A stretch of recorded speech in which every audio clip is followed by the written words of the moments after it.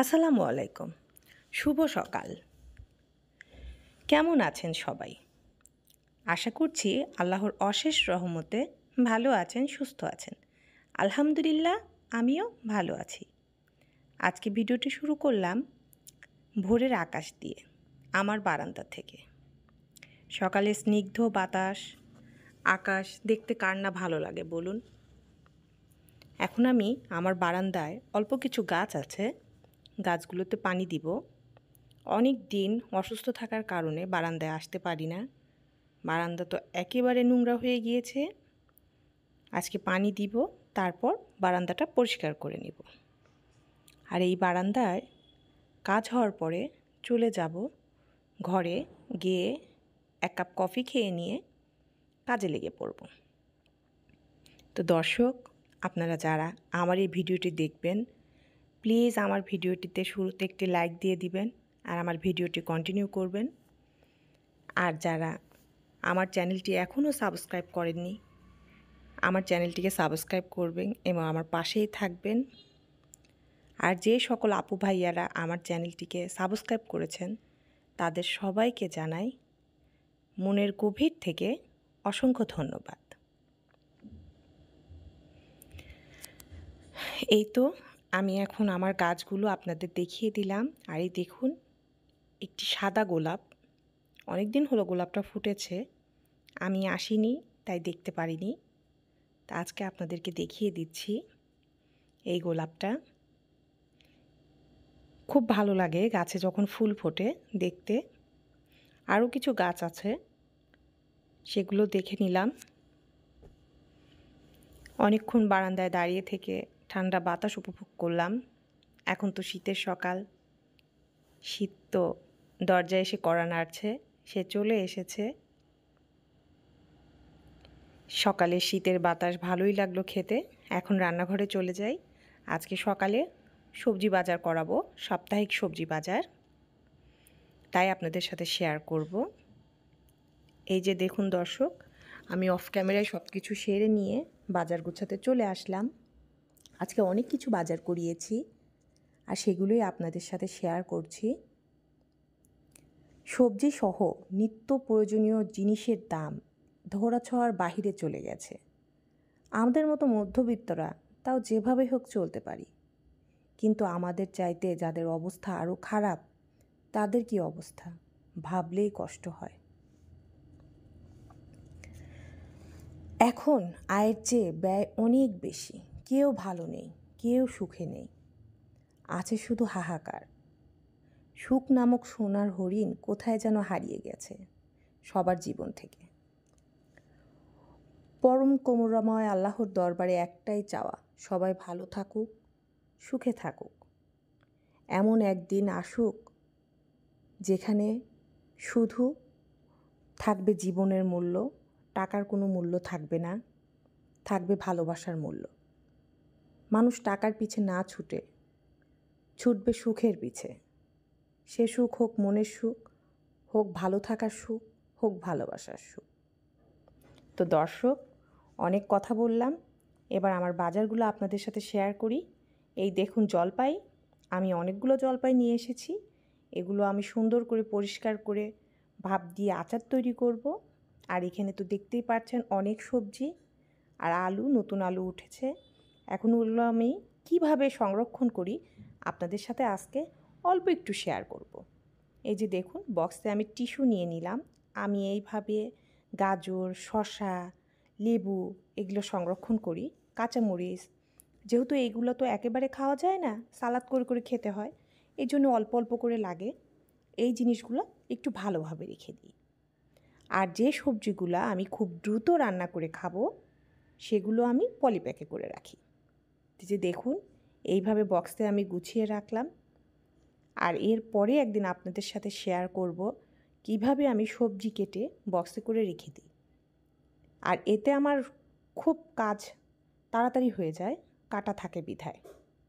আর যে দেখুন দর্শক, এই যে কাচের জারে আমি আপনাদেরকে দেখিয়ে দিচ্ছি, আমি এখানে 4টা লেবু নিয়েছি। আমি এই লেবুগুলো পানি দিয়ে সংরক্ষণ করব। আর পানি দিয়ে যখন আপনি নর্মাল ফ্রিজে রাখবেন, দীর্ঘদিন আপনার লেবু ভালো থাকবে। একবার একটু করে দেখবেন, তাহলে বুঝতে পারবেন। আর বাকি লেবুগুলো যেহেতু আমি এখনই খাবো, এই জন্য ওইটা 2 দিনের জন্য আর 4টা লেবু আমি রেখে দিলাম। এভাবেই আমি গুছিয়ে সবজিগুলো ফ্রিজে রেখে দিই। আর এখানে কিছু কাঁচামরিচ বোটা সহ রেখে দিচ্ছি, আর কিছু কাঁচামরিচ বের করে রাখলাম, সেগুলো বোটা ছাড়িয়ে আমি 2-3 দিনের জন্য কেটে বক্সে করে নর্মাল ফ্রিজে রেখে দেব। আর এই পেঁয়াজ কলিগুলো একদম ফ্রেশ, আমি এগুলোও কেটে নিচ্ছি। এগুলো সুন্দর করে কেটে বক্সে করে রেখে দিব। আর যেটুকু রান্না করব সেটুকু আমি এখন বাহিরে রেখে দিব। এভাবেই আমি আমার সাপ্তাহিক বাজারগুলো গুছিয়ে নিই, তাহলে আমার জন্য সুবিধা হয় আর সবজিগুলো খুব ফ্রেশ থাকে, নষ্ট হয় না। কারণ আমরা তো জানি যে সবজির প্রচুর দাম, প্রতিটা জিনিসেরই দাম। সেগুলো একটু ভালোভাবে রাখলে সুন্দরভাবে ব্যবহার করা যায়, খাওয়া যায়। তা আমি এইভাবে গুছিয়ে নিলাম। আর এই যে বাকি সবজিগুলো, এগুলো আমি ধরেন কাল পরশুই খেয়ে নিব। চাল কুমড়াটা তো রান্না করব ভাজি করার জন্য, তো এইভাবে গুছিয়ে নিচ্ছি। আর এখানে পালং শাক নিয়ে এসেছে, পালং শাকগুলো বেছে রেখে দিব। যা যা রান্না করার আজকে করব আর বাকিগুলো রেখে দিব। তার সঙ্গে 3টা পাকিস্তানি মুরগি নিয়ে এসেছিল। এই যে মুরগি 3টা, এই মুরগিগুলো খুবই ভালো। এর আগে হয়তো আমি আপনাদেরকে বলেছিলাম আমার বাসার পাশে এক ভদ্রলোকের এই মুরগির ফার্ম আছে।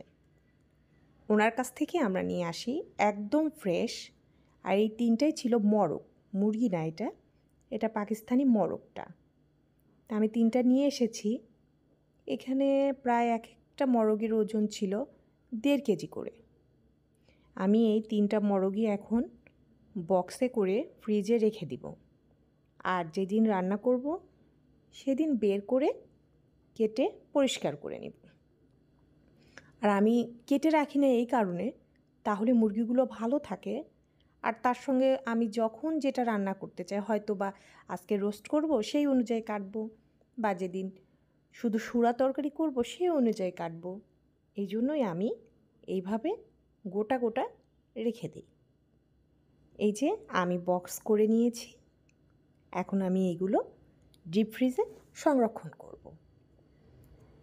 আমি সবসময় এইভাবে বক্সে করে রাখার চেষ্টা করি, তাতে খাবারগুলো ভালো থাকে। তো দর্শক, এখন আমি এগুলো গুছিয়ে রেখে আমার পরবর্তী কাজে চলে যাব, কারণ সকাল থেকে কাজের প্রচুর চাপ। এই যে দেখুন, আমি অফ ক্যামেরায় সব কিছু সেরে নিয়ে রান্না করতে এসেছি। আর যেহেতু বাজার করিয়েছিলাম, তাই আজকে রান্না করলাম বোয়াল মাছ। আমি এখানে বোয়াল মাছ ভুনা করছি। আর এই বোয়াল মাছের রেসিপিটা আমার চ্যানেলে আছে, আপনারা চাইলে দেখে নিতে পারেন।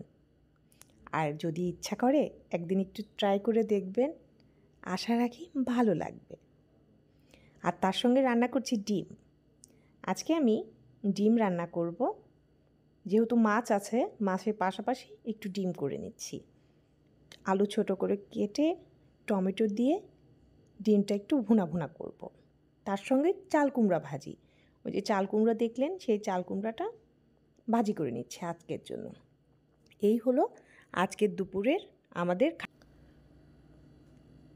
তা এখন এই দেখুন ডিমগুলো, এখন এই যে আলু টমেটো কষানো হয়ে গিয়েছে, এর মধ্যে ডিম দিয়ে ডিম তরকারিটাও হয়ে যাবে আমার। আর ভাজিটা তো পাশের চুলায় হচ্ছে। আজকে দুপুরে শুধু এই 3টা তরকারি রান্না করেছি, এই দিয়েই আজকে আমাদের খাবার হয়ে যাবে।